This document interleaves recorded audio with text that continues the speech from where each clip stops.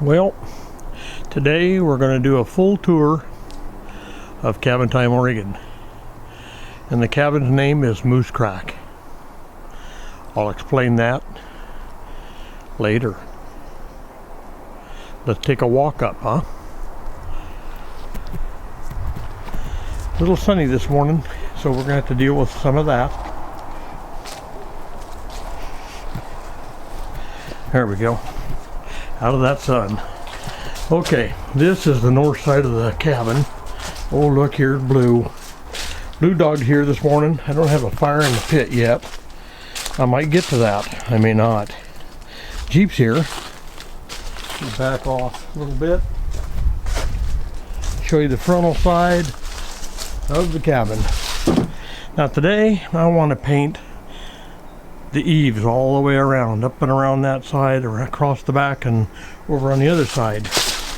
I went to Home Depot, bought some paint last night, the wife and I.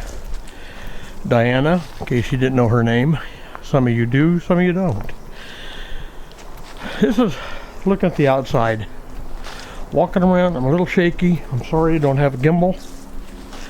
I'm just using a Canon camera here, handheld, as I walk around.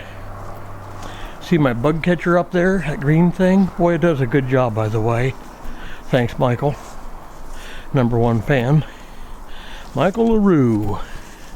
His dad, Kevin's been watching my channel too here lately, and he's really enjoying my little talks, he says, which is great. So this side here, this whole wall is going to become tin. Jacob says leave it blank, don't put any tar paper on. I think I'm going to do tar paper from like the window down, just to block off some wind and hopefully keep some bugs out of the cabin. So I'll paper the bottom and then leave the top all open up here, and then I'll tin that, and that'll keep the rain off my boards. Even though they're cedar boards, they'll last a good long time exposed. I figured I'll just cover them with tin.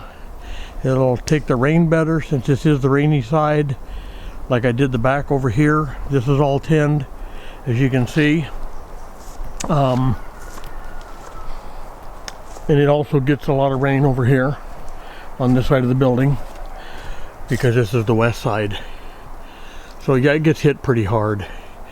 So we'll paint those eaves today, my plan, and see how that goes. Hopefully I don't fall off the ladder, right?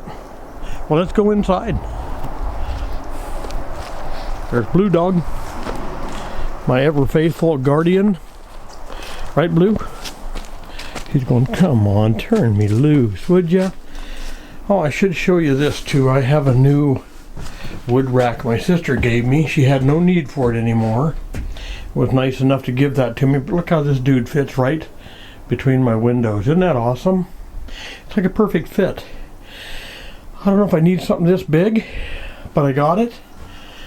I'm going to use it for now. Okay, going in.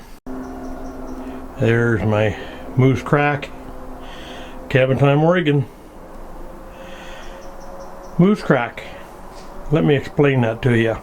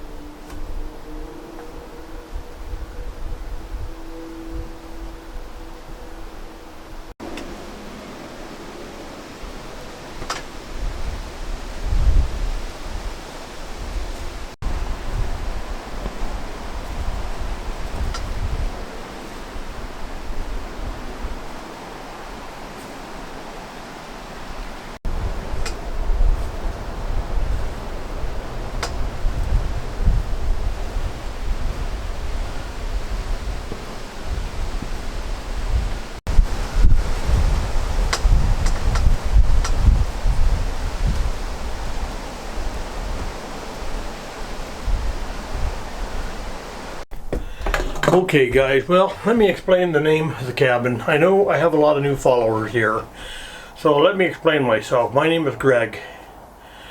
I'm the owner, co-owner. My wife of the Moose Crack, which is a cabin that I built by hand. I always tell everybody I did it one hand, one saw, which my saw, let me show you that. Went and bought some chemicals the other day, got me some new kerosene and brown paint, which are pretty awesome. You gotta have that to maintain, right? Maintain your building. Okay, so here is my world famous saw. Ta-da! Ta-da! This is my dad's old saw. He bought this probably back in the 60s or 70s. This saw did the majority of the work on a Moose Crack. So great saw, very dull, but it still works. And labor of love, I use that saw. Most of this wood that I cut for this cabin was hand cut. So a lot of this work, very slowly done. It's taken me 2 to 3 years to build this cabin to get to where it is today. I think I'm in 4 years now. I actually slept in here one weekend, finally, and loved it. It was during a thunder and rainstorm. Me and Blue spent the night up here. The next night it was a quiet evening. I don't even think it rained the second evening. It was a very nice evening to stay up. Windows open. Enjoyed the moment, and Blue enjoyed it as well. The name of the cabin, Moose Crack. We were traveling, my wife and I, my youngest daughter Jamie, her daughter Kaylee, and my grandson Jacob. We were all going back to Illinois on vacation and then coming home. I can't remember if we were coming or going, but we happened to be going through some town in either Wyoming or Colorado looking for a place to stay. And as we're driving downtown looking for all these motels that are no vacancy, no vacancy, no vacancy, we finally found one that it wasn't vacant, but we loved the name of it. It said up in the sky, big sign, it says Moose Crack. At least that's what we thought it said. Jacob called that out. He goes, "Look, there's the Moose Crack, let's stay there." I go, "That'd be great, Jacob, but it's not vacant, we can't get in." As we drove around the sign, there's some stuff blocking the sign, you couldn't quite read it all. It wasn't Moose Crack, it was Moose Creek. So the whole family must have laughed for 10 or 15 minutes about this Moose Crack motel. It was not the Moose Crack. And to this day, we've all joked about it, laughed about it. And so when I built my cabin, I thought, man, I got a perfect name for my cabin. We're going to call it the Moose Crack. There you have it. So every time I say the name, think of it, it just gives me a smile in my heart. Thanks, Jacob. Okay, let's move on with the tour, shall we? Okay, here's a new object I've got the other day. This chair was $10.49 at the Goodwill. Am I going to be able to fix that? Voila, there you go, $10.49. And this chair, what a beauty, eh? Love it. I saw that at the Goodwill and I thought, man, I need a small chair for my cabin, for my small table. Most time I'm up here by myself. I do have my cousin Steve comes up to visit once in a while. I love that when he comes over. But this will be my chair, Steve. Just letting you know in advance. I was in my shop the other day and I happened to remember that I have an old guitar that I hadn't played. Never played it. I bought it, put it in the shop, been there probably, I don't know, 3, 4, 5 years maybe. It's a Stella. These are made in the USA. What can you buy in America nowadays? Just about nothing. So it's a Stella Harmony. Somewhere it says here, I can get it, maybe I can't. But anyway, it's made in USA. Great little guitar. And I've tuned it. It plays well. And it is going to be now my new cabin guitar. So yeah, that's the guitar. And let me zoom back out and focus you as best I can, because it's kind of dark in here this morning. Wood stove. Love that wood stove. Does a great job. Here is my first kitchen counter that I made. I did some shelving. I store all my eatery stuff, dishes and pots and pans and chemicals, my condiments, salt, peppers, and garlic salts, and all that good stuff. Keep a few things around. Water jug. In the winter, sometimes it gets too cold, that'll freeze up on me. Moving into the bedroom where I made the Murphy bed that's hanging right there on the wall. That dude folds down, makes a bed. I have not slept on that yet. I plan on it. Someday, I plan on it. This window here is my new lift out. This one here to the east side is a open. I'm not sure if I'm going to change that or not. I might just, it's too easy to work the way it is. This guy here behind the curtain is my double window. It opens up. Of course, a piece of glass was broke out. I may have to buy me a piece of glass, try and fit that in. But that's a double window. It opens up. It is not screened yet. This one over here to the north is not screened yet. Here is my new kitchen.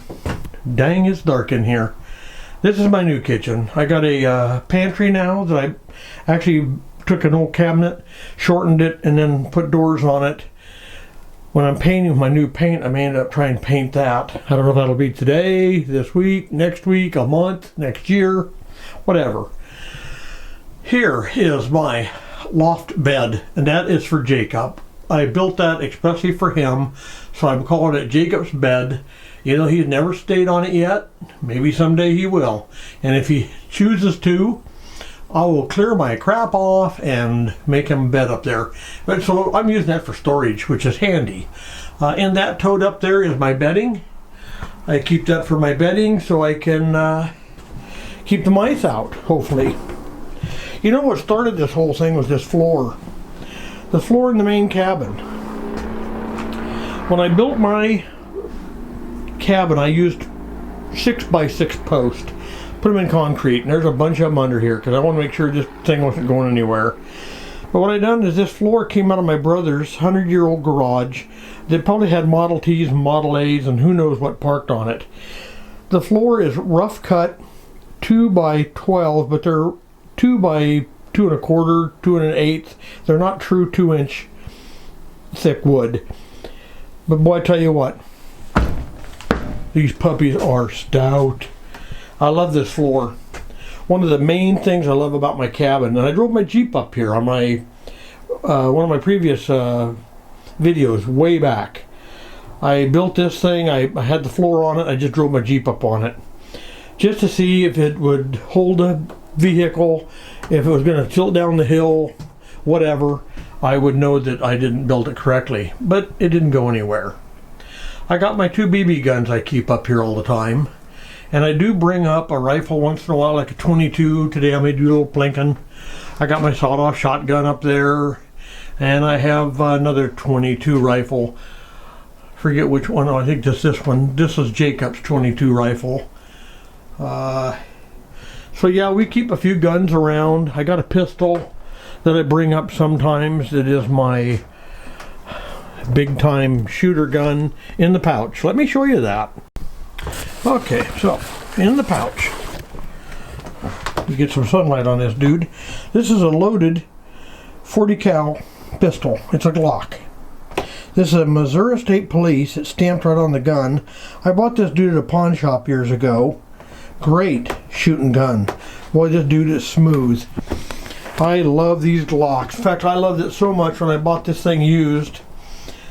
I just fell in love with the style, the weight, everything about the ability. They're such a well-built gun that I went out and bought me a brand spanking new 9mm. And it's just as good as this guy used. So yeah, it's nice to have guns up here for protection. Lou and I are out in the woods just almost every single day. And when we go out in the woods, I don't know, there's bobcats and we've had a mountain lion sighting up here a lot around the area, within a half a mile to a mile from my place. And since I have so many woods out here that they could go live in, and I know that I take it pretty serious to have a gun around that'll actually do some damage if necessary. Here's my black powder bag, in case you guys wonder what the heck this purse is doing up here. It's not a purse, it's my black powder bag. It's got gunpowder for my 50 caliber Hawken. It's got all the stuff in it to make my gun shoot. And I've had that bag, gosh, since I was 20 years old. So that bag's 50 years old now. There's my food pantry box that I got from my brother-in-law Jerry. And I use it for a carpentry box right now. It's full of nails and, well, let me just show you. I noticed I lost one of the old hooks there out of the saw. This right now has just become a cluster box, batteries, my axe, got earmuffs for shooting and or sawing when I use my circular saw to cut steel. It's very, very loud. Okay. So there you have it, folks. There's my cabin. It's kind of messy because I've been moving and changing things around. Some of you guys in the past have seen my light. This is my Ready light. I think everybody in America should have one of those. It's got a rechargeable panel on the back side. Get that out of the sun, I'll show you. Look at that dude, huh? That's a rechargeable panel on the back. So you don't have to charge it. The sun does that for you.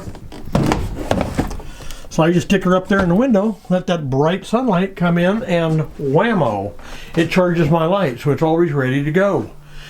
Hence the name Ready Light. But it comes on a stand, tripod, similar to this. It's non-adjustable.